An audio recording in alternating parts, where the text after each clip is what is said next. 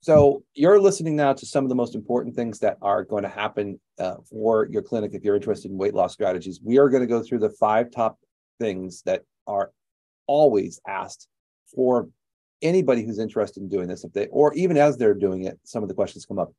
So I've got Leonard, who's our partner at NuBioAge, who's been a tremendous asset to help us with getting people up and running with product. And obviously with all the swirling information around semaglutide and its various components from a GLP level, we have to think about, like, you know, the various compounds that you can do and so forth. So I've got him on. So I guarantee this is going to be so important. So listen clearly about what we're talking about, because this can really, really help you. So why don't you just quickly introduce NuBioAge, and then we'll get into the 5 topics that I want to summarize and get through. Sure. So NuBioAge is a collection of clinical pharmacists, practitioners, and what we do is we help pharmacies understand not only compliance, but understand, we do a lot of the education for the practitioners of multiple pharmacies. And what we've done is create a network of pharmacies that help practitioners understand not only peptides, but other compounds, what supplements go along with those compounds. And we do not only consulting the pharmacies as to their best practices, but also practices on how they can get up and running and scaling and really understand the compounds that they're utilizing for the patients. To ultimate goal for everybody is to optimize, you know, patient outcomes. Correct. And a lot of the weight loss programs that we're talking to with clients who are now prescribing, you know, they are very active with growing a base of customers that are, you know, becoming part of this, I would call it, quote unquote, tidal wave of activity that's going on in the industry, because it's being pushed very, very much to the mainstream because of all social media. The 5 summary topics that we're going to go through. So we want to talk about timing, because really the biggest hiccup in the industry right now is constraints. And obviously there are some real concerns over production because of the demand of GLPs in the system and the amount of people that are now flooding the system. I hear, you know, different stories from everybody about the different delays. The second thing we want to talk about, which I think is so critical to everybody, which is pricing, which is understanding like how the pricing works in the market, and really making it clear on how to do this properly. Then industry-wide, like really what's happening, what is the industry, what is going to happen. After that, the next topic is really thinking through, which I can't really answer because I'm not a pharmacist, but the dosage strategies that are out there, and then getting into you know, looking at the general like next steps of trying to get more education. So let's start with timing. Why is the timing so bad? Like, what is happening in the industry? Why are we running into such challenges? And go through what maybe timing on your side might be. Sure. So we've seen this from, you know, pharmacies across the country. There's a lot of pharmacies that are no longer even accepting new practitioners. And it's because of such an increase in the volume of a lot of GLP-1s that's really overwhelming pharmacies. Because remember, pharmacies are, you know, they have formularies of hundreds of other compounds as well. This is just one compound that is completely, you know, it's grown faster than a lot of pharmacies can hire. And you'll see most pharmacies either not accepting new clients, or they have 2, 3, even now we're seeing up to 4-week, you know, wait times on those compounds. Now, it's not a bad thing, because you have to realize, and one of the things that you want to do in vetting your pharmacies is that compliance and quality assurance is very important. So you want to work with a pharmacy that is not only testing their compounds for potency, but they're sending every single batch out for third-party testing to make sure that the sterility is on point. And so that is one issue as to why you don't see the typical turnaround that you would see with any other medication that you're normally used to, is that there is a lot of third-party testing, and that compound can't leave the pharmacy until those results get back. Now, let me ask just one question. I'm sorry to interrupt you. So what's the typical time that you see what you're doing? And I'm sure you probably were going to follow up with this, because a lot of people are asking me, hey, I'm seeing 4 to 8 weeks sometimes for some of these, you know, turnarounds. How does it work with what you're doing? Sure. So our time frame right now that we're sticking to with all of our pharmacies is between 3 and 5 business days. And now business days is a very important key point there, because it really depends at what time of the day and what part of the week you send in the order. So if an order is sent in maybe beginning of the week, Monday, Tuesday, you can expect to get it by the end of the week. But sometimes when orders come in on a Wednesday, Thursday, by the time they're processed, we don't like to send things over the weekend, especially now in the summer, because things get hot. We do recommend that everybody does overnight shipping. We'll wait till Monday to ship it out. So depending on when you send that order in, but 3 to 5 business days is where we're at right now. That's before great. It leaves the pharmacy. Right. And obviously the reason why that is because you got the QA in the middle of this, and you've got to, and everything comes refrigerated, I would assume at this point, because you'd have to get it out, so that it would stay pure or it would stay in its form, right? Maybe talk a little bit about why that has to happen. Sure, absolutely. Especially semaglutide is a peptide. And when it comes to a lot of peptides, they're very finicky and they can degrade very easily. And so we've done, our pharmacies have done extended testing on the BUD, which means beyond use state. And a lot of them have anywhere from 3 months to 6 months. But a lot of them have to be, they've been tested in a cold environment. So they are shipped out on ice. But then there are some peptides that are different that have been shown third-party testing to be stable at room temperature. And some of those are different. But when it comes to these, we like to send them on ice. Even sometimes we'll send them on ice, even if they don't need to be cold, just because we don't want it getting stuck, in a fulfillment center somewhere overnight, especially with these hot temperatures during the summer. That's awesome. So you've answered a lot of questions about delivery, which is the number one thing we see in the market, literally the bottleneck of the bottlenecks. Because of that one thing, we end up having a lot of heartburn with customers because they sign up, they get started, and then they get stuck because now they have to wait weeks and then the customers go somewhere else, right? So this is a great solution. And again, staying consistent around that, and obviously shipping to multiple parts of the country, that's another important thing, because you're registered in about 40 states, which is great. Yeah, close to 40. One of the things that we've done is that we've partnered with, multiple pharmacies across the country so that we can deal with that fulfillment and logistics for a lot of different practices. Awesome. So let's get into like the next stage, which is, I always think pricing for me has been a giant challenge for most customers because they see so different things that are all over. We see $199 from the very low end. We see $899 on the top end per month. And obviously there's so many variables in the pricing. Generally, what's the cost on a couple of different variable, like per milliliter or per X milliliter, and then some variables of that pricing, and then what you see in the market? Because obviously we tend to find this sort of gravitating in the middle towards about $400 a month, which seems about a reasonable price to be retailed at, given the fact that they have to come in for weekly shots and they have to be monitored and whatever. But I think the concept is maybe give us some raw costs so that people can understand the general dynamics of what's happening that you see, and some of your ideas on what you see from price points. Sure. So when it comes to pricing, there's a lot of things to consider. One is, especially with a peptide like semaglutide, is that there is a titration to getting people to the correct dose. And one thing that we've noticed from working with a lot of different practitioners is that every patient's a little bit different as to what dose is going to be most effective for them. And so there's a titration schedule that we have to look at. Now, depending on where they maintain is the size of the vial that you really can go with, depending on if you want to have a 1 month supply, if you want to do 3 month supplies at a time. Now, the price range can go anywhere from somebody on a starting dose with like a 1 ml vial that has 2 milligrams being around $115, probably the lower end, to somewhere in the middle, where a 6 milligram vial being around $150, to somebody that's on the max dose would need a 10 milligram vial, and that goes as high as $200. So it really depends there. Now, when it comes to pricing, it really depends on what other things you provide within your program. I've seen practices charging in the thousands of dollars, but they have genetic studies, they have body composition metrics, diet coaching. So I think one of the best things you can do is add other aspects to your program that increase the value added for your program. Yeah.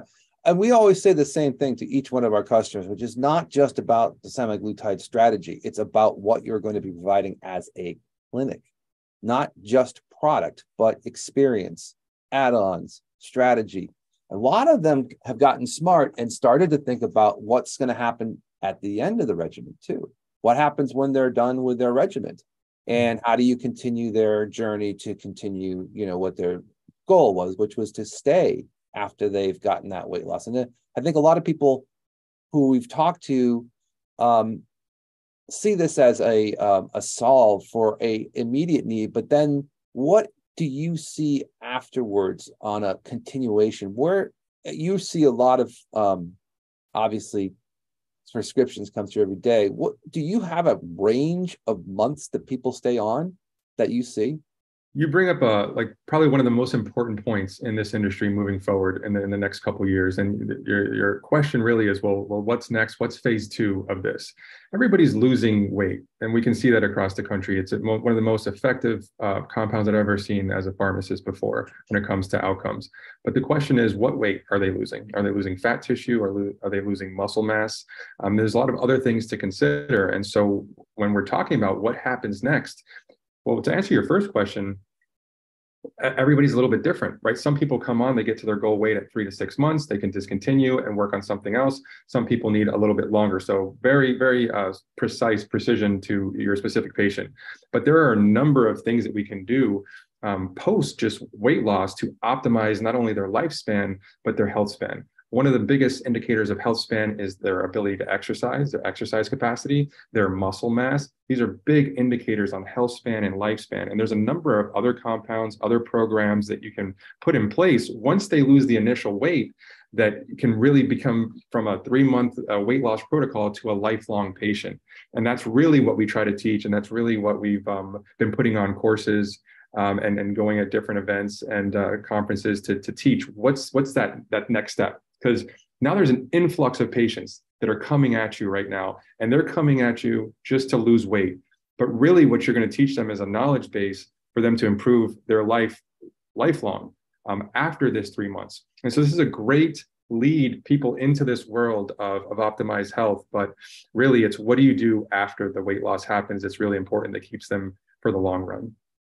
That's great. So let's talk about that as in compounding, because in compounding, when you talk about like, hey, you're usually mixing things together. In this case, you're typically selling the GLP straight out, right? But you can mix it obviously with B12 or B6 or whatever you want, right? So can the customer prescribe a very custom strategy, or are you just doing sort of this program dedicated just towards the semaglutide? So a lot of programs are based around semaglutide, but there's a number of programs that don't even include semaglutide, and it's really up to the practitioner to evaluate what's going on with this patient. And they can do that through lab values, they can do that through body composition metrics, they can do that through their consultation to see exactly what is going to be the best benefit for this patient. And a lot of times it's potentially a compound, it could be a different peptide, or it can be a series of lifestyle modifications with certain specific supplementation that's unique to them. And so the good thing about working with a compounding pharmacy is that you have a lot of options and you can go in a lot of different directions to help them get to their goals. So do you receive a lot of multi-compounded strategies coming through, or do you see mainly just pure semaglutide or GLP coming through for this particular weight loss strategy? I'm just curious if you. Yeah, so the majority of practices that are doing this, that have been through peptide certification courses and that have a good understanding of this, are utilizing usually 2 to 3 different compounds at a time. So it's there's some practitioners that are basically using semaglutide and something like Synergy, which is probably the most common protocol. It's a supplement that goes along with semaglutide that improves outcomes and doubles down on the same pathways. But I would say the majority of practices are using 2 to 3 compounds, peptides, with their protocols. Got it. And that's stuff that you advise on, I would assume, when they come through as the strategy that you would provide. So absolutely. That's what I was saying. Yeah. So we have a question. Yeah, so we have a lot of material. We have courses on the utilization of multiple peptides, how to switch somebody over from a weight loss program to a health optimization and a longevity program. We have different protocols for different situations because there's a lot of things that prevent people from losing weight. It's not just about eating less and moving more. Some people have stress management issues, they have gut health issues, they have immune issues that are getting in the way of their weight loss. And so that's something that we educate on not only through our platform, but with a lot of different organizations where I'm one of the instructors on a lot of peptide certification courses. We speak at events that have to do with peptides and other compounds. So there's a lot out there. It's a whole new world of education, and it's a lot of fun because we have a lot of practitioners and physicians that are moving into this space of medicine. Yeah, and boy, do we hear it all day long. So we obviously talk to dozens of people literally every day, and there's a lot of activity, and their questions also come into the same paradigm, which is dosage strategies. So can we talk a little bit about these dosage strategies? Because that's one thing that sort of varies. Obviously, there's different BMIs and there's different characteristics, but do you see any commonalities that make sense? Yeah, so what we've seen, and then one of the things I do is I'm one-on-one with physicians on Zoom calls every day, going back and forth with their patient cases and really what's working out there.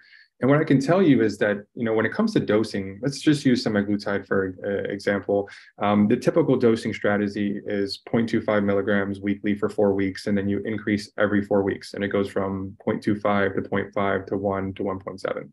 Now, what I can tell you from seeing a lot of these practitioners do this is that most patients will have results anywhere from 0.5 to 1.5 milligrams. It's kind of rare for patients to need to get to that max dose.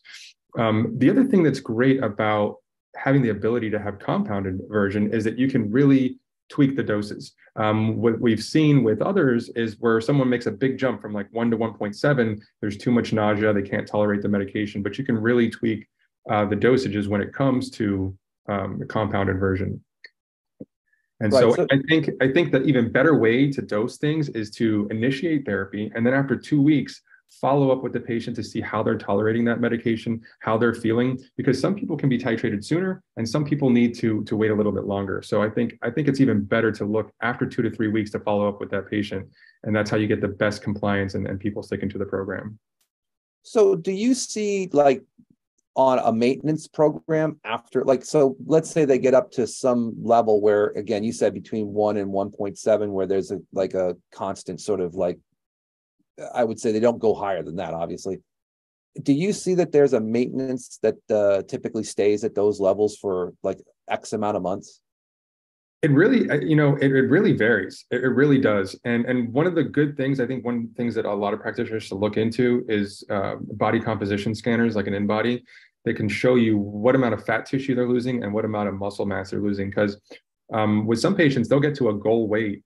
And then you can start to bring back the dose and see if they can still maintain that weight loss while bringing back the dose.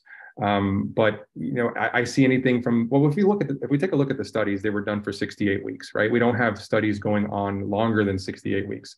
But if you have some patients that, it depends too. There's a lot of other clinical things to take into consideration. Are they pre-diabetic? Do they have diabetes?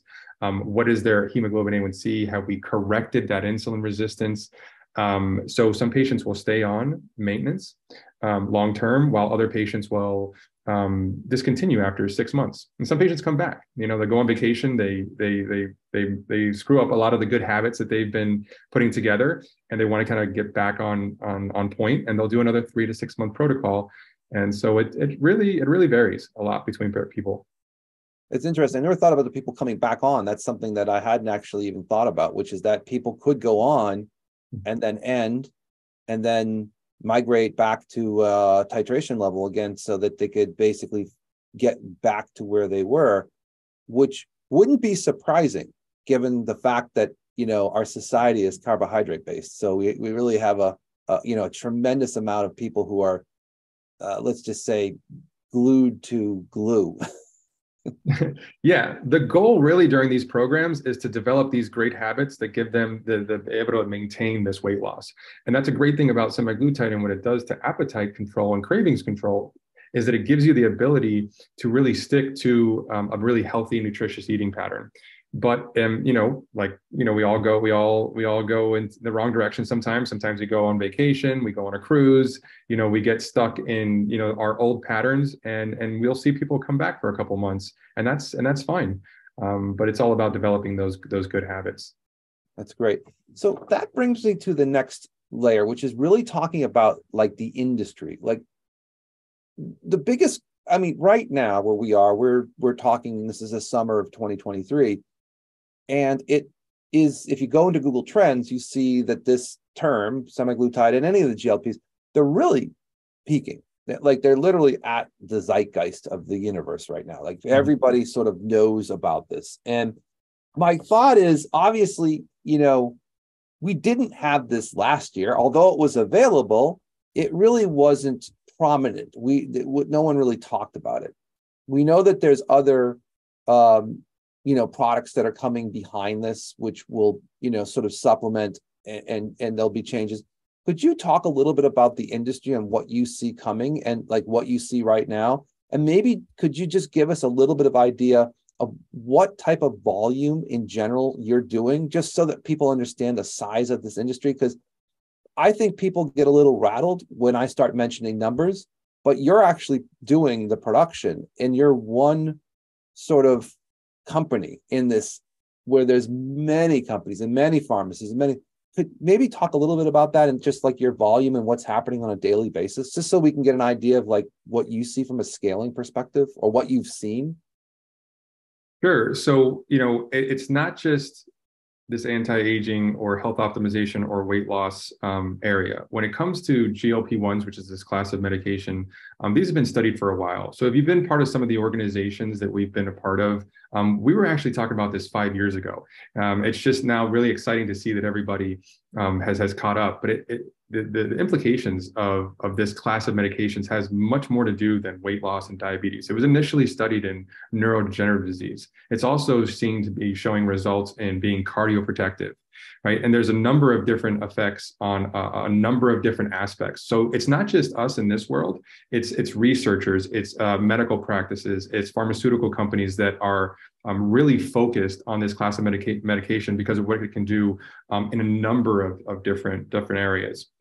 But as for volume, I mean, the only way I can describe that is that, you have multiple pharmacies out there that are running out of space and are overwhelmed. I've never in my time doing this seen pharmacies not accepting new clients. That is a completely new thing.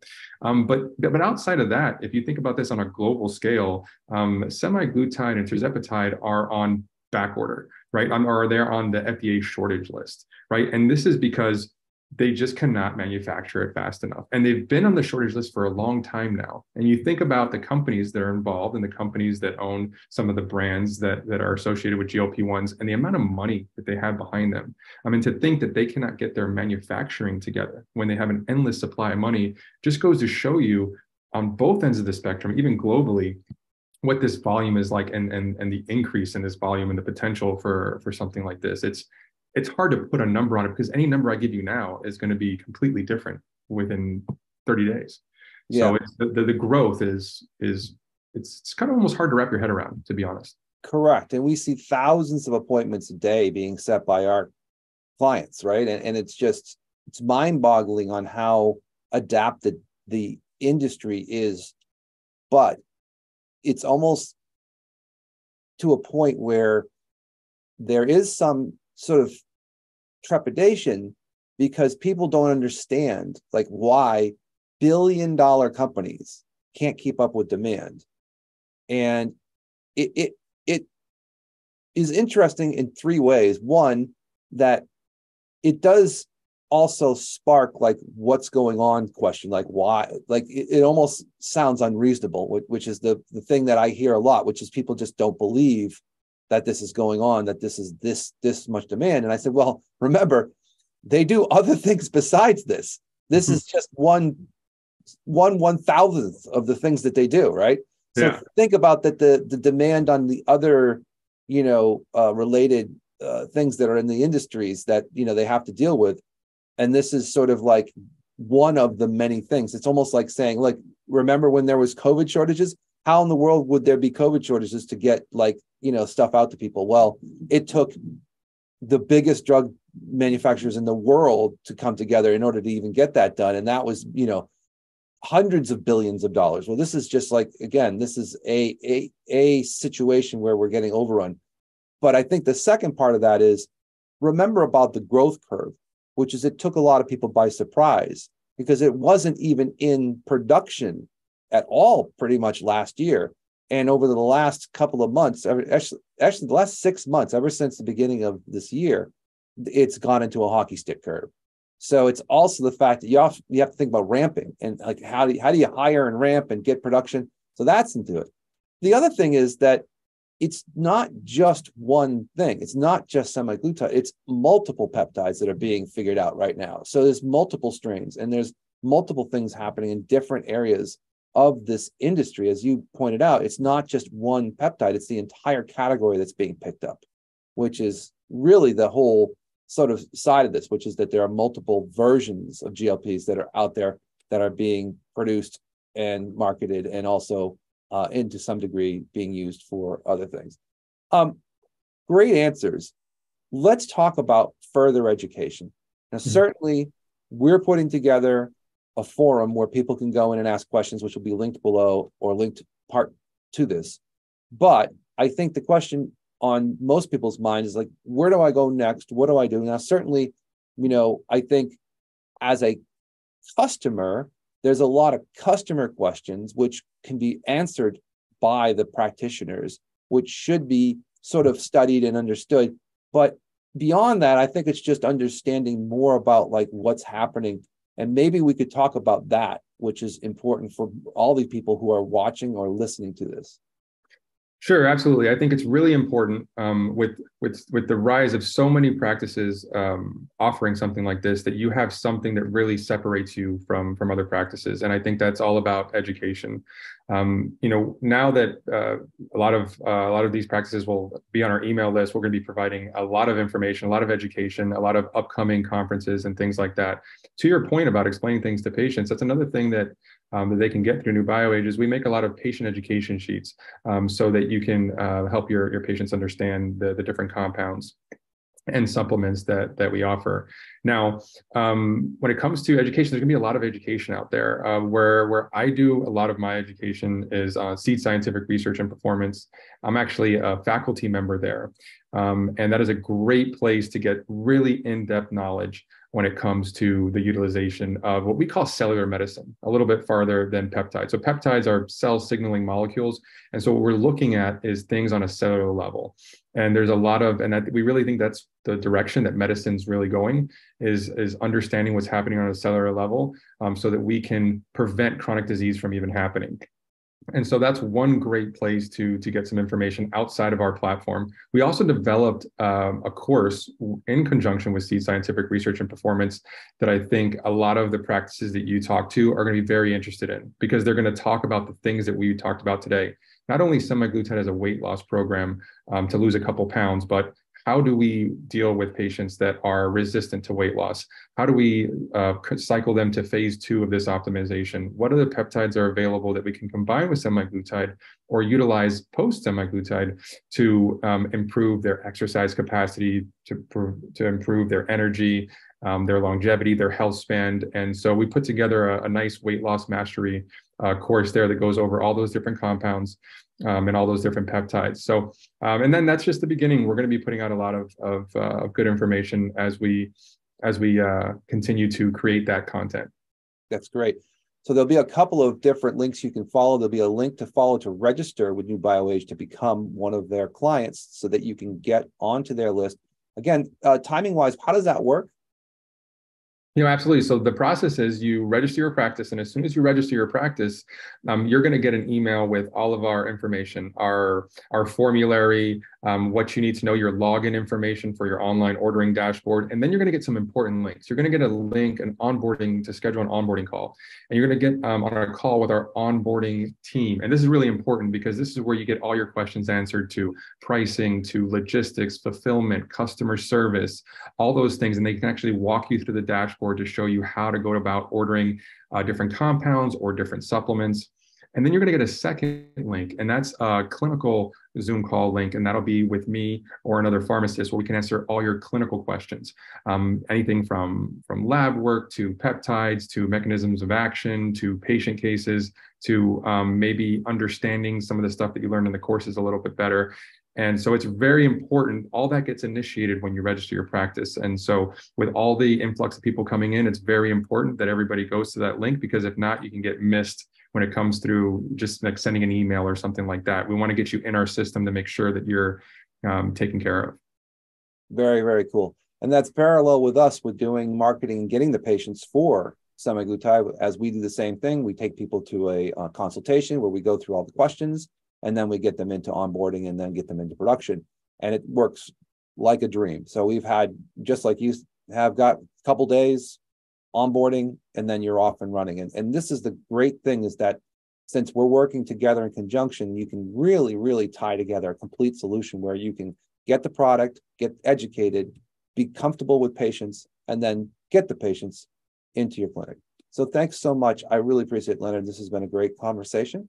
And I'm looking forward to our next one, where we'll probably go through a little bit more of in-depth stuff that we could cover probably hours of material here, but this is good enough so that people get a great summary. Thank you so much.